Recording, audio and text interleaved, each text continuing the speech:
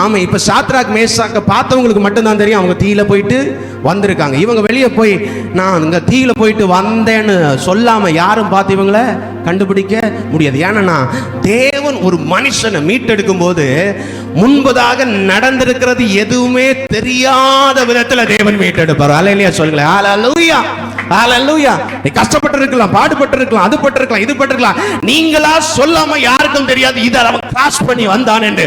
அப்படி தேவன் மீட்டெடுப்பார். தேவ பிள்ளைகளுக்காகவே எதை குறித்தும் பயப்பட தேவையில்லை. ஆமென். ஹல்லேலூயா, ஹல்லேலூயா. பழைய மண்பாண்டங்கள் எல்லாம் ஓட்ட விழும் பார்த்தீங்களா? முன்ன காலத்தில் ஓட்ட விழும்போது ஈயம் போட்டு என்ன பண்ணுவாங்க, ஒட்டி ஒட்டி ஒட்டி வச்சுருவாங்க. ஆமாம், அது தெரியும், எப்போ பார்த்தாலும் தெரியும். சில பிள்ளைங்களுடைய புக்கு நல்லா கிழிஞ்சு போயிடுச்சுன்னா அங்கங்க ஒட்டி வச்சு பார்த்தாலே தெரியும் புக்கு கிழிஞ்சிருக்கு. ஆண்டவர் சொல்றாரு, ஏய் நான் ஒன்று மீட்டெடுக்கும் போது இதை மாதிரி அல்ல, நீ ஏன் வாயை திறந்து சொல்லாத வரைக்கும் அது யாருக்குமே தெரியாது. இப்படி ஒன்று உங்க வாழ்க்கையில நடந்திருக்கு என்பது ஒரு அல்லேலூயா சொல்லுங்களேன். ஹல்லேலூயா.